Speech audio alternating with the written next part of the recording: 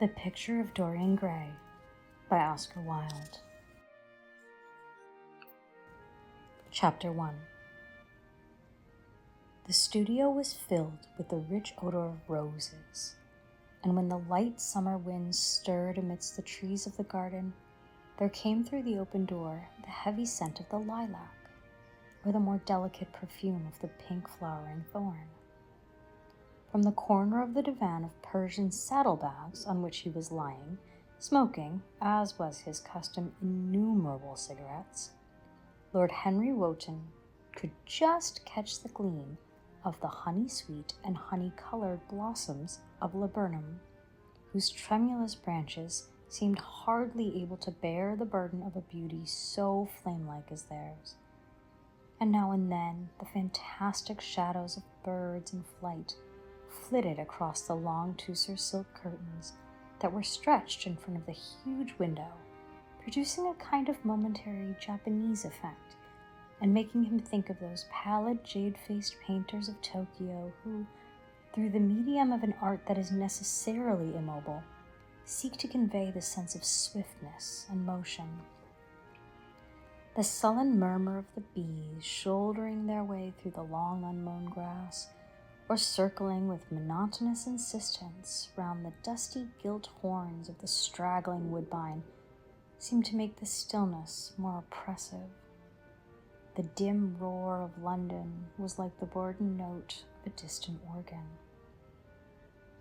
In the center of the room, clamped to an upright easel, stood the full-length portrait of a young man of extraordinary personal beauty, and in front of it, some little distance away, was sitting the artist himself, Basil Hallward, whose sudden disappearance some years ago caused, at the time, such public excitement and gave rise to many strange conjectures.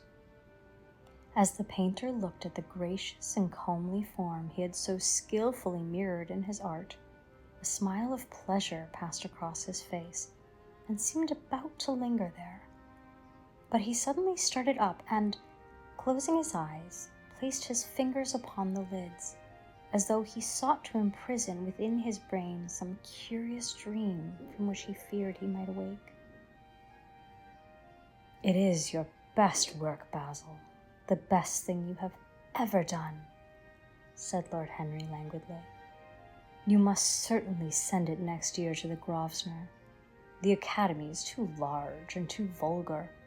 Whenever I have gone there have either been so many people that I have not been able to see the pictures, which was dreadful, or so many pictures that I have not been able to see the people, which was worse. The Grosvenor is really the only place." "I don't think I shall send it anywhere," he answered, tossing his head back in that odd way that used to make his friends laugh at him at Oxford. "No, I won't send it anywhere." Lord Henry elevated his eyebrows and looked at him in amazement through the thin blue wreaths of smoke that curled up in such fanciful whorls from his heavy opium-tainted cigarette. "Not send it anywhere, my dear fellow? Why? Have you any reason? Odd chaps you painters are. You do anything in the world to gain a reputation, and as soon as you have one, you seem to want to throw it away. It is silly of you, for there's only one thing in the world worse than being talked about, and that is not being talked about. A portrait like this would set you far above all the young men in England, and make the old men quite jealous, if old men are ever capable of any emotion." "I know you will laugh at me," he replied, "but I really can't exhibit it. I have put too much of myself into it." Lord Henry stretched himself out on the divan and laughed. "Yes, I knew you would, but it is quite true all the same." "Too much of yourself in it. Upon my word, Basil, I didn't know you were so vain. And I really can't see any resemblance between you, with your rugged, strong face and your coal-black hair, and this young Adonis, who looks as if he was made out of ivory and rose leaves. Why, my dear Basil, he is a Narcissus, and you—" Well, of course you have intellectual expression and all that, but beauty, real beauty, ends where an intellectual expression begins. Intellect is in itself a mode of exaggeration and destroys the harmony of any face. The moment one sits down to think, one becomes all nose or all forehead or something horrid. Look at the successful men in any of the learned professions, how perfectly hideous they are. Except, of course, in the church. But then in the church they don't think. A bishop keeps on saying at the age of 80 what he was told to say when he was a boy of 18, and as a natural consequence he always looks absolutely delightful. Your mysterious young friend, whose name you have never told me, but whose picture really fascinates me, never thinks. I feel quite sure of that. He is some brainless, beautiful creature who should be always here in winter when we have no flowers to look at, and always here in summer when we want something to chill our intelligence. Don't flatter yourself, Basil, you are not in the least like him. You don't understand me, Harry, answered the artist. Of course I am not like him. I know that perfectly well. Indeed, I should be sorry to look like him. You shrug your shoulders. I am telling you the truth. There is a fatality about all physical and intellectual distinction, the sort of fatality that seems to dog through history the faltering steps of kings. It is better not to be different from one's fellows. The ugly and the stupid have the best of it in this world. They can sit at their ease and gape at the play. If they know nothing of victory, they are at least spared the knowledge of defeat. They live as we all should live, undisturbed, indifferent, and without disquiet. They neither bring ruin upon others, nor ever receive it from alien hands. Your rank and wealth, Harry, my brains, such as they are, my art, whatever it may be worth, Dorian Gray's good looks, we shall all suffer for what the gods have given us, suffer terribly. Dorian Gray, is that his name? Asked Lord Henry, walking across the studio towards Basil Hallward. Yes, that is his name. I didn't intend to tell it to you. But why not? Oh, I can't explain. When I like people immensely, I never tell their names to anyone. It is like surrendering a part of them. I have grown to love secrecy. It seems to be the one thing that can make modern life mysterious or marvelous to us.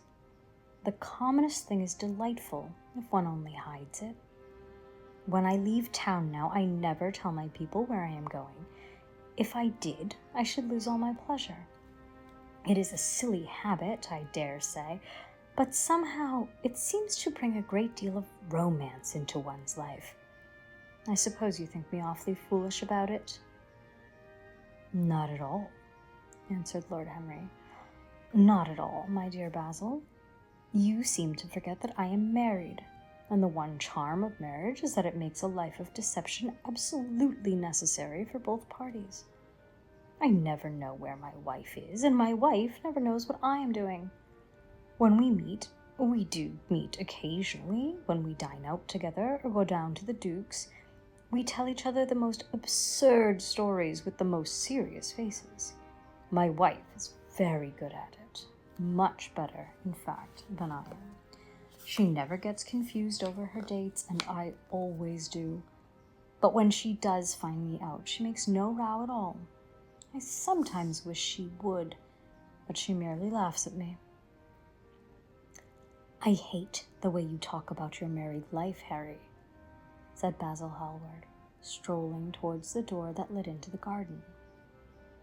I believe that you are really a very good husband, and that you are thoroughly ashamed of your own virtues.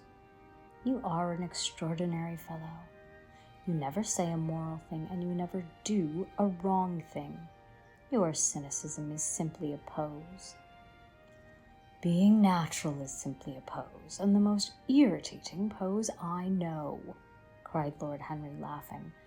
Then the two young men went out into the garden together and ensconced themselves on a long bamboo seat that stood in the shade of a tall laurel bush.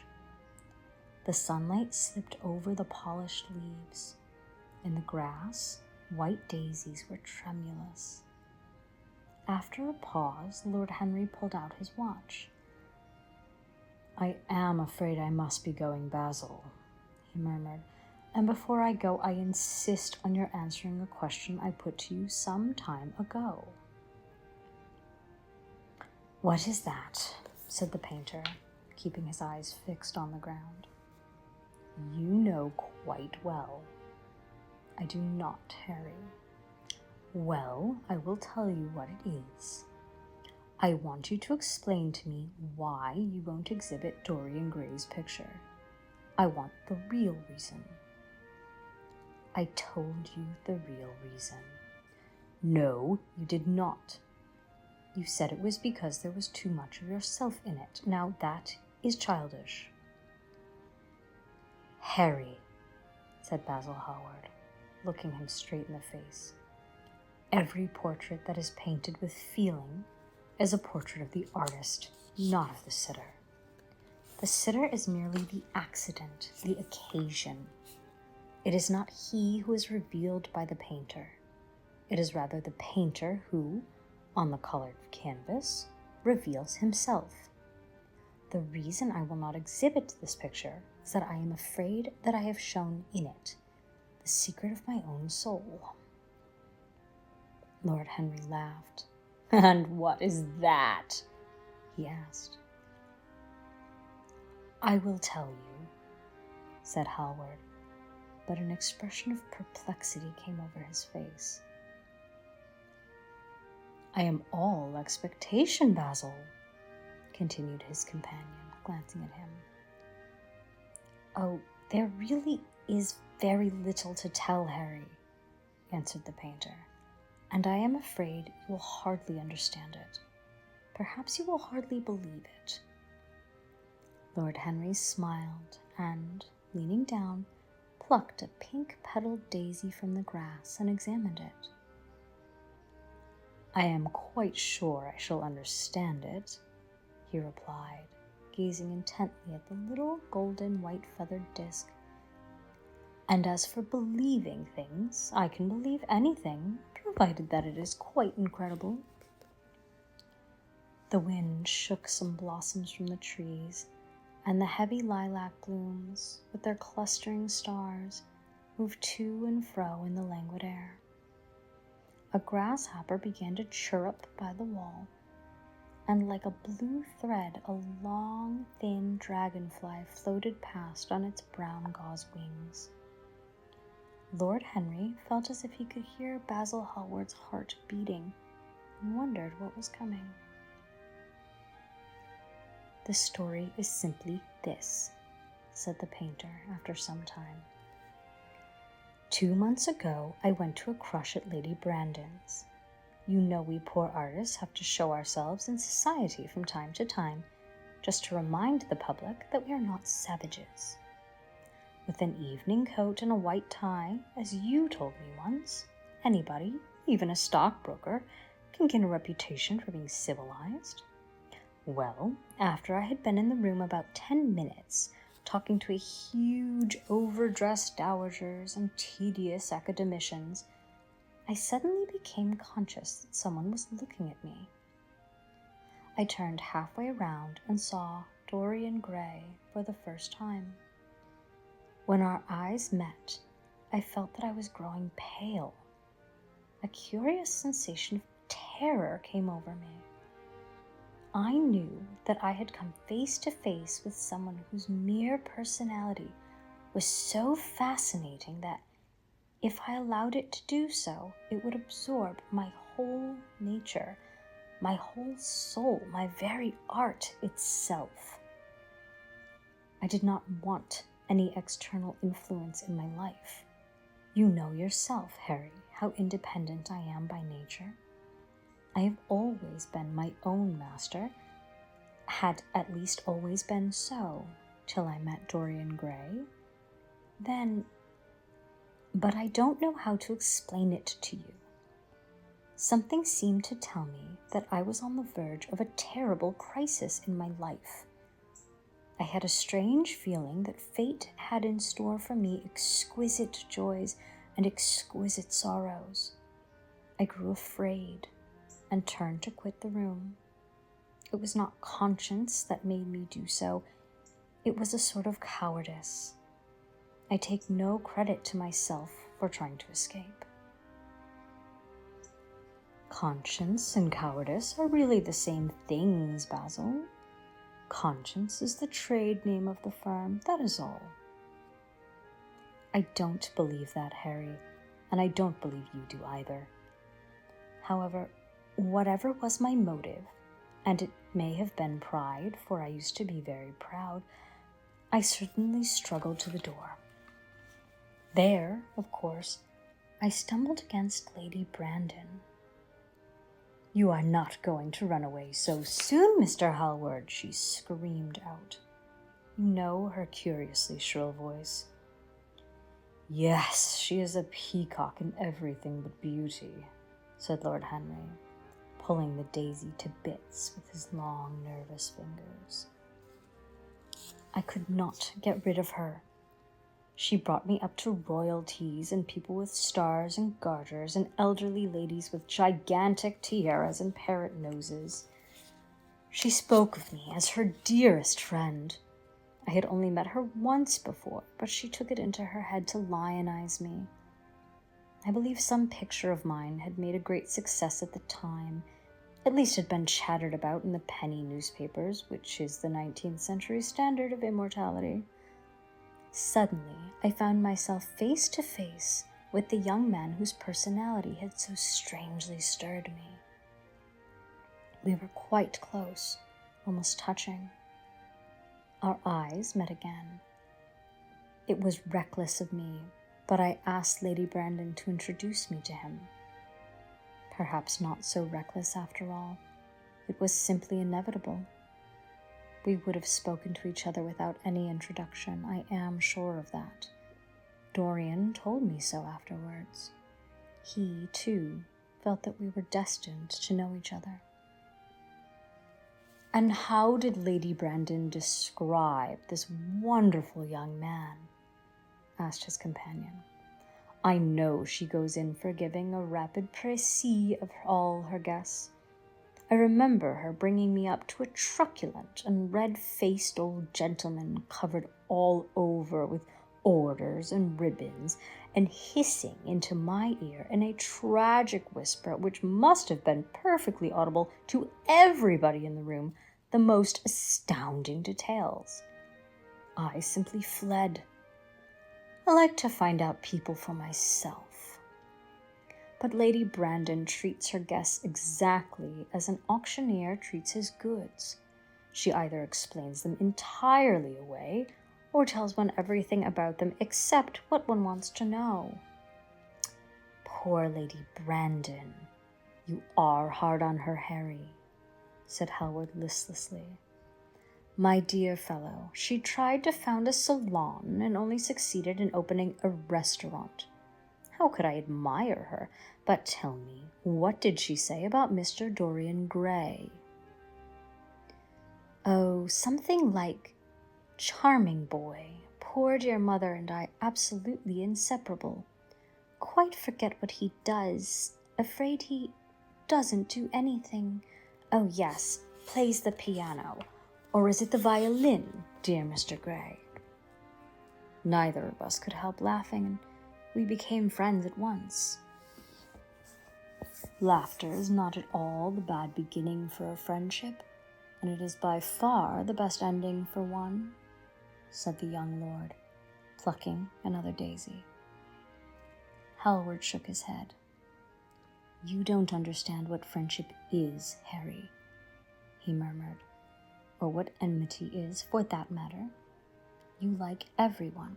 That is to say, you are indifferent to everyone. How horribly unjust of you, cried Lord Henry, tilting his hat back and looking up at the little clouds that, like ravelled skeins of glossy white silk, were drifting across the hollowed turquoise of the summer sky. Yes, horribly unjust of you. I make a great difference between people. I choose my friends for their good looks, my acquaintances for their good characters, and my enemies for their good intellects. A man cannot be too careful in the choice of his enemies. I have not got one who is a fool. They are all men of some intellectual power, and consequently they appreciate me. Is that very vain of me? I think it is rather vain. I should think it was, Harry, but according to your category, I must be merely an acquaintance. My dear old Basil, you are much more than an acquaintance, and much less than a friend. A sort of brother, I suppose. Oh, brothers. I don't care for brothers. My elder brother won't die, and my younger brothers seem never to do anything else. Harry! Exclaimed Hallward, frowning. My dear fellow, I am not quite serious, but I can't help detesting my relations. I suppose it comes from the fact that none of us can stand other people having the same faults as ourselves.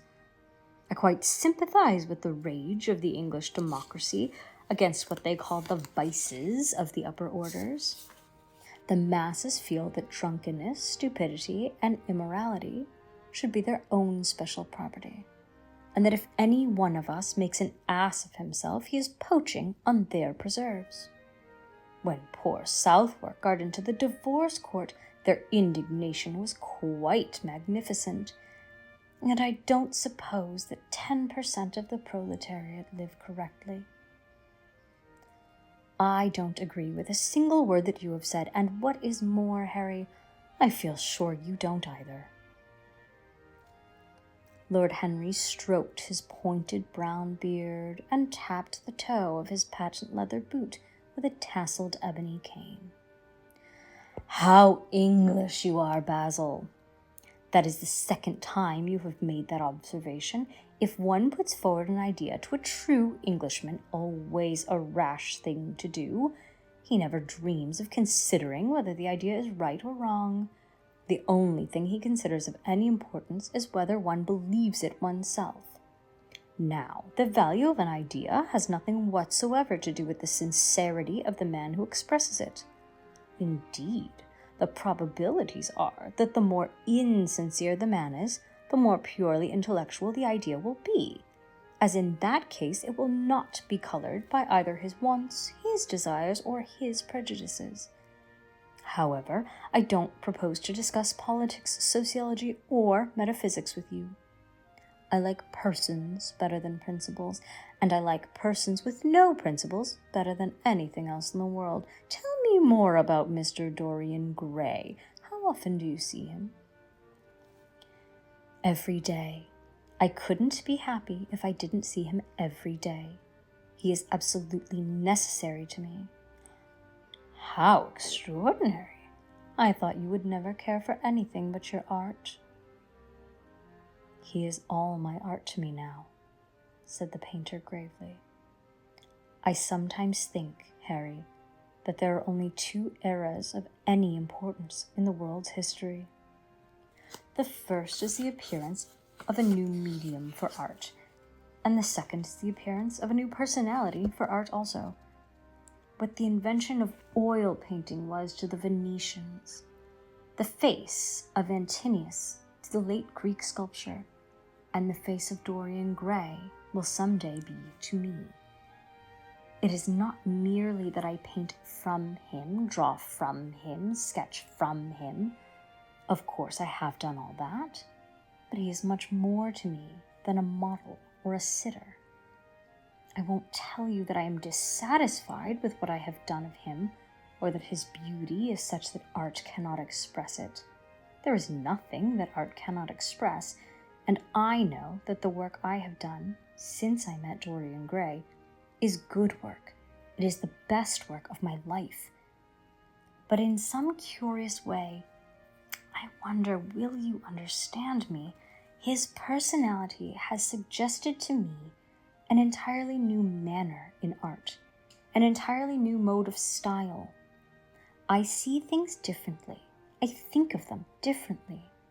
I can now recreate life in a way that was hidden from me before. A dream of form in days of thought. Who was it who says that? I forget, but it is what Dorian Gray has become to me. The merely visible presence of this lad, for he seems to me little more than a lad, though he is really over 20, his merely visible presence, I wonder, can you realize all that that means? Unconsciously, he defines for me the lines of a fresh school, a school that is to have in it all the passion of the romantic spirit, all the perfection of the spirit that is Greek, the harmony of soul and body. How much that is! We, in our madness, have separated the two and have invented a realism that is vulgar, an ideality that is void. Harry, if you only knew what Dorian Gray is to me. You remember that landscape of mine, for which Agnew offered me such a huge price, but which I would not part with. It is one of the best things I have ever done. And why is it so? Because while I was painting it, Dorian Gray sat beside me. Some subtle influence passed from him to me, and for the first time in my life, I saw in the plain woodland the wonder I had always looked for and always missed. Basil, this is extraordinary. I must see Dorian Gray. Hallward got up from the seat and walked up and down the garden. After some time he came back. Harry, he said, Dorian Gray is to me simply a motive in art. You might see nothing in him. I see everything in him. He is never more present in my work than when no image of him is there. He is a suggestion, as I have said, of a new manner. I find him in the curves of certain lines, in the loveliness and subtleties of certain colors. That is all. Then why won't you exhibit his portrait? Asked Lord Henry. Because, without intending it, I have put into it some expression of all this curious artistic idolatry, of which, of course, I have never cared to speak to him. He knows nothing about it. He shall never know anything about it. But the world might guess it, and I will not bare my soul to their shallow prying eyes. My heart shall never be put under their microscope. There is too much of myself in the thing, Harry, too much of myself. Poets are not so scrupulous as you are. They know how useful passion is for publication. Nowadays, a broken heart will run to many editions. I hate them for it, cried Hallward. An artist should create beautiful things, but should put nothing of his own life into them. We live in an age when men treat art as if it were meant to be a form of autobiography. We have lost the abstract sense of beauty. Someday I will show the world what it is, and for that reason the world shall never see my portrait of Dorian Gray. I think you are wrong, Basil, but I won't argue with you. It is only the intellectually lost who ever argue. Tell me, is Dorian Gray very fond of you? The painter considered for a few moments. He likes me, he answered after a pause. I know he likes me. Of course, I flatter him dreadfully. I find a strange pleasure in saying things to him that I know I shall be sorry for having said. As a rule, he is charming to me, and we sit in the studio and talk of 1,000 things. Now and then, however, he is horribly thoughtless and seems to take a real delight in giving me pain. Then I feel, Harry, that I have given away my whole soul to someone who treats it as if it were a flower to put in his coat, a bit of decoration to charm his vanity, an ornament for a summer's day. Days in summer, Basil, are apt to linger, murmured Lord Henry. Perhaps you will tire sooner than he will.